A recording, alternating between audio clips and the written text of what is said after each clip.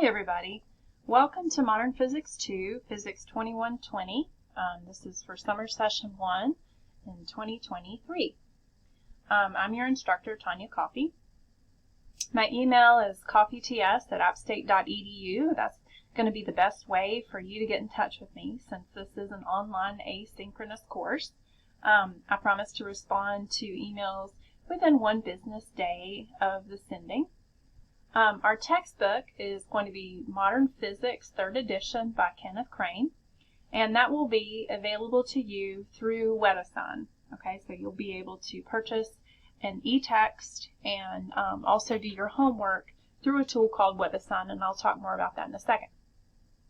Of course, the prerequisites for this are the Introductory Physics Sequence and Modern Physics 1, and then Intermediate Physics 2 and the 3 calculuses. Now, what we're going to do here, this course is a survey course, basically, that looks at modern physics theories that happened from about, I guess, probably 1940-ish on. Okay, so we're going to get back into a little bit of the Schrödinger equation and talk about the solution of the Schrödinger equation for the hydrogen atom. And then we're going to talk from there about bonding and how atoms bond together and the structure of the periodic table. So that's kind of the quantum mechanics side of it. And we'll get into a little bit of introductory statistical mechanics, some introductory nuclear physics, and then some introductory high energy or particle physics and some cosmology. So it's kind of a survey course, the really exciting physics, including solid state, by the way, I should throw that out there, that has been done since about 1940. So what you're going to do is you're going to learn about all this good stuff and apply it. And we're also going to discuss the history a little bit of modern physics. Now, to succeed in the course, of course, you have to watch all the online lectures, read the textbook, be sure to read the textbook, and participate as best you can in the online asynchronous environment. If you need my help, ask questions. I'm going to have an online forum for you so you can talk to each other and ask each other questions if you'd like. And make sure to do all the homework and quizzes. And in order to succeed on the test, you'll need to do all the homework and quizzes and then also maybe study the material and practice extra problems. What we're going to do is we're going to have homework each week. There's going to be a homework for every chapter that we do, probably 8 to 12 homework problems for each chapter. That'll be done through WebAssign. More about the logistics of WebAssign in a second. The due dates for the homeworks are going to be posted both on WebAssign and on a calendar that I'll show you in a second on our course website. And that calendar and everything will be on our As You Learn site. So you're going to have 2 primary ways that you interact with this course. It's going to be through the WebAssign website and all through our As You Learn website, which of course you're probably familiar with from other courses. Let's see. The WebAssign homework is automatically graded, and that really helps you because then you know while you're doing it whether or not it's right. Of course, this is an online course, and so I fully understand and expect that some of you have gone home for the summer or might be working in remote locations. But since it is an online course, you're going to need to have a computer and access to the internet with a reasonable download speed. That's an expectation. So if that's going to be an issue, you might need to talk to me about that right away. You are going to have to pay for WebAssign. Okay, so WebAssign isn't free. It's an external homework tool, and so you'll have to pay for that. And then that cost covers both the online textbook and the homework tool. YouTube is where I have posted a lot of my lectures, and it's free, okay? It has automatic closed captioning, and you can watch it on a lot of devices. And then most of our course activities are going to be asynchronous. If you need me for office hours or for questions, then I can schedule synchronous course meetings with you. And if the appointments on my calendar that I have set up for this class don't work for you, then you can email me and request a synchronous meeting at your, on your calendar or an agreed upon time, and we can work together to do that. So when you have your synchronous meetings with me, those are going to be through Zoom, which you're probably familiar with by now, and then that one's free to you as an ASU student. And of course, we're going to be using my personal Zoom room for there. I've included a link on our top block of our main course website, but if you're familiar with Zoom, my personal Zoom room is 954-185-1957, and so that's the Zoom room that I'm going to be using. Okay, so you're going to have reading assignments, online lectures, and then short quizzes, which are basically making sure that you've read what you're supposed to read and watched what you're supposed to watch, kind of like attending an in-class lecture. So those conceptual quizzes or short answer questions, those are going to be on As You Learn, and they'll be posted right underneath the lecture, okay? So, for example, let me show you our course website right now. And I'm still working on getting this all squared away. But as you scroll down through in the topics, for example, topic number 1, Hydrogen Atom, Chapter 7, it'll give you the course objectives, and you can see here the URL has been posted along with the course notes, and then there's a quiz right underneath that I'm going to change the due date on. So you can tell what it is. This is a new form of As You Learn for me. I think they updated the software, but you can see here the URLs have a little, world on them, and then the files look like, pieces of paper, and then the quizzes have the little check boxes. So the pink check boxes, those are your action items after reading the textbook and watching the online lecture, okay? So those are all posted on our course website on As You Learn. We're also going to have, in addition to the homeworks and the quizzes, we're going to have a midterm and then a final exam. And that's going to be about halfway through the semester for the midterm, and then on the very last day of summer session for the final. These are going to be posted on WebAssign because, of course, this is a fully online class. Now, unlike your homework, you'll have a set amount of time to do the test, and I'll talk more about that in an email when it comes test time. And yeah, so there you go. You'll have a midterm and a final exam. The weighting of the different requirements for the course are as follows. The midterm and the final are going to be 22% and 23% of your final grade, respectively. The homework is 30% of your final grade, and the quizzes are 25% of your final grade, for a total of 100%. We're going to use the plus-minus grading system. Here is the layout of how the grades go. Of course, here we don't give out A pluses, which I think is kind of a shame, quite frankly, but we don't. So an A is 93 to 100, A minus is 90 to 93, and then for the rest of the grades, B plus, B, B minus, for example, 87 to 90, 83 to 87, and 80 to 83, and then so on and so forth. So pretty standard grading scale there. I do follow normal rules of rounding. So if you get an 89.5, I'll round that to a 90 and it'll be an A minus, okay? But it's normal rules of rounding, all right? So there you go. Remember that this is an online course, so we're going to have maybe some online discussions and online interactions with one another. And it is true that some people don't deal in an online interaction the same way that they do in person, but that's really not the best way to be. So the nicest way to be is to be just like you would with an in-person interaction and be just as kind online as you would be in person. And so in order to do that, here's the rules of netiquette as explained by Virginia Shea. I expect all of you to follow these rules. So remember the human, adhere to the same standards of behavior online that you follow in real life. And if you're not a nice person, then make sure that you do better than you do in real life. Be professional, please. Know where you are in cyberspace, so be mindful. Respect other people's time and bandwidth. Make yourself look good online. Be professional. Share expert knowledge.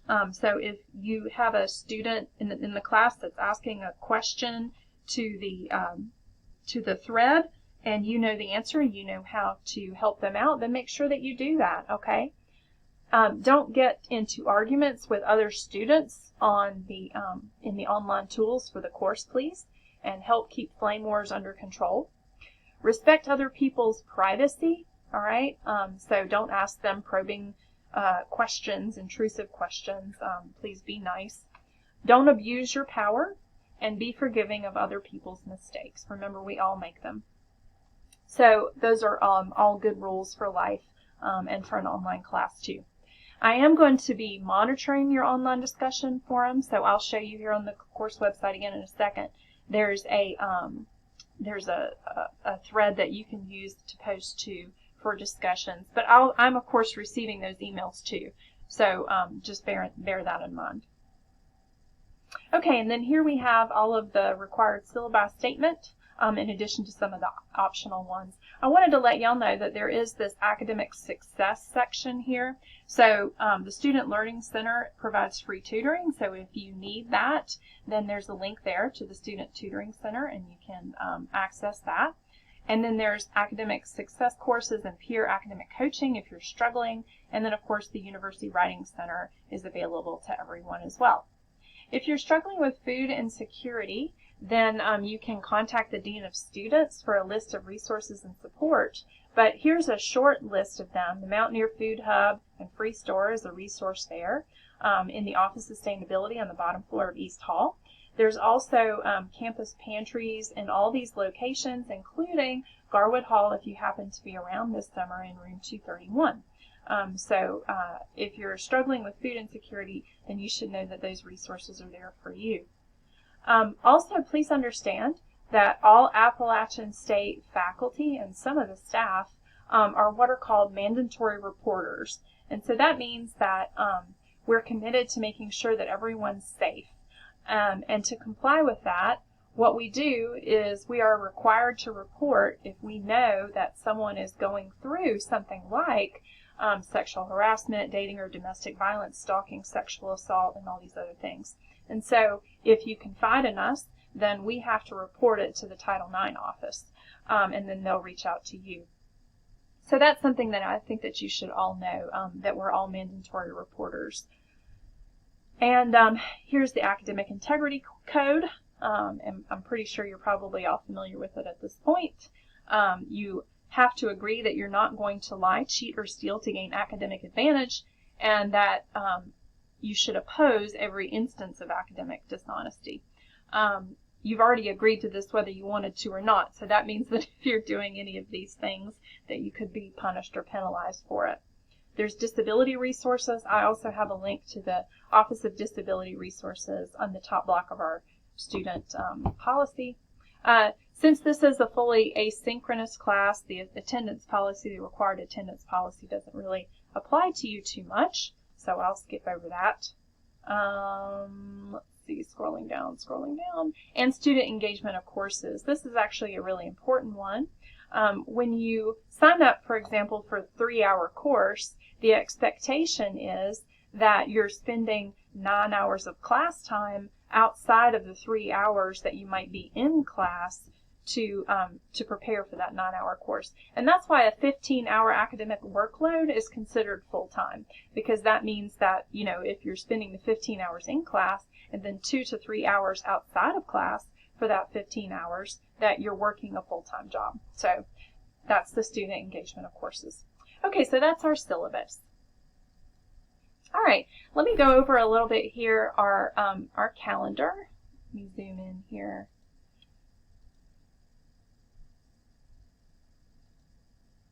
Okay, so here's our calendar.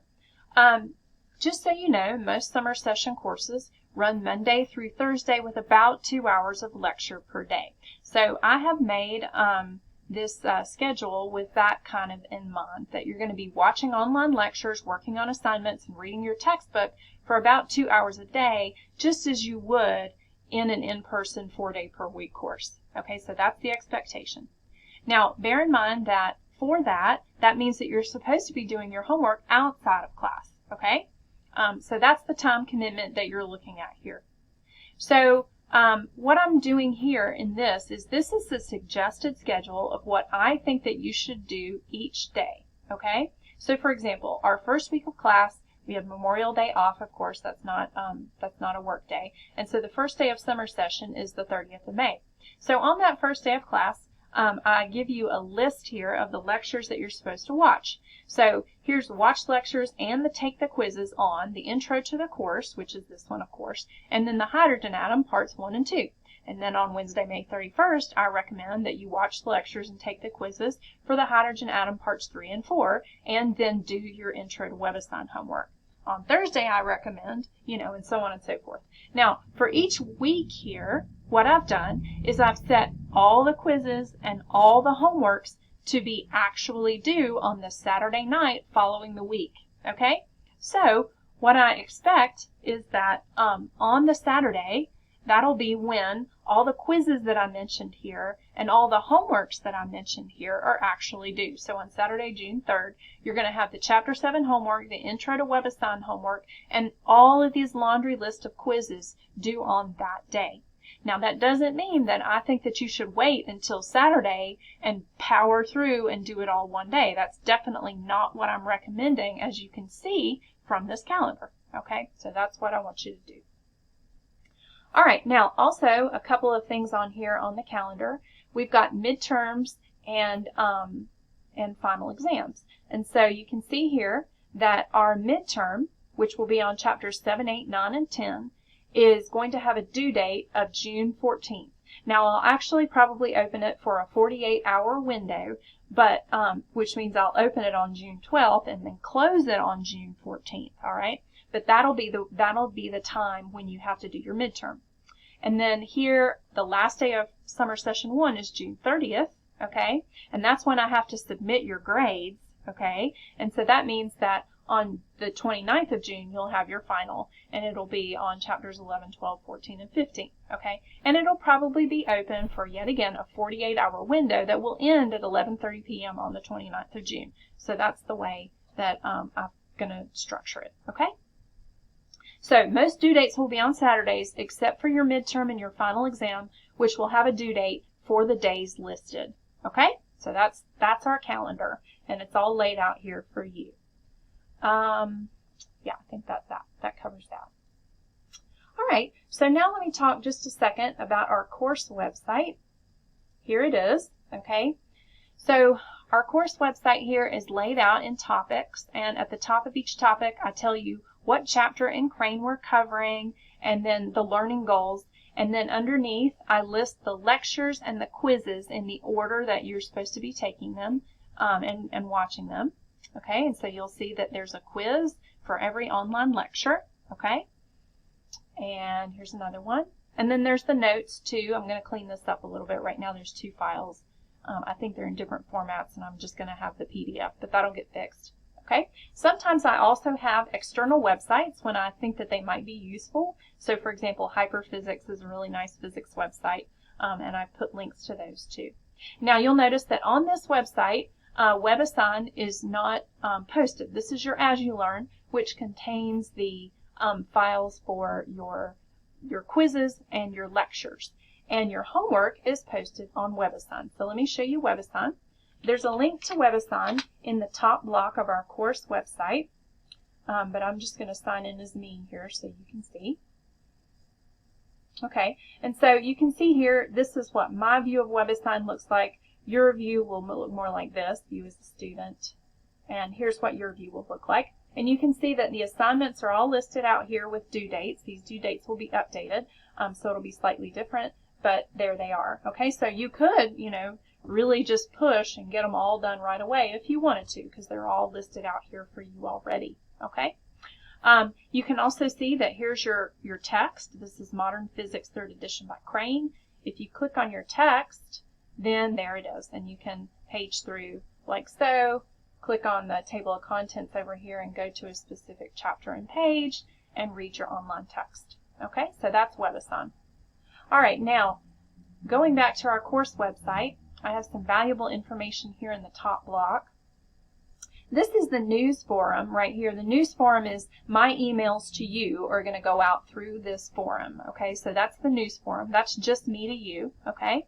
Here's the link to the video lecture for the course that you're watching right now. Here's the syllabus that I showed you. Here's the schedule. Remember that there's a quiz on this information, quiz on the syllabus and the introductory course lecture. And I put the suggested date that you should do it, but when it's actually due is June 3rd. And then here's the link to WebAssign. Now, if you've never used WebAssign before, you're going to definitely have to enroll, okay? So the way that you enroll in the course is you can click on this link right here, and it'll take you directly to our course, or you can go to webassign.net just like I did, and then you can enroll. Now, To enroll and identify this particular course out of all the courses that might be posted on website on WebAssign right now, we have what's called a class key. And the class key for our course is AppState 08753435. So you can copy and paste that directly, or you can click this link which contains the class key, and that will help you get enrolled. Okay? Now, if you'd like more information about how to work WebAssign, here's the WebAssign Student Quick Start, okay?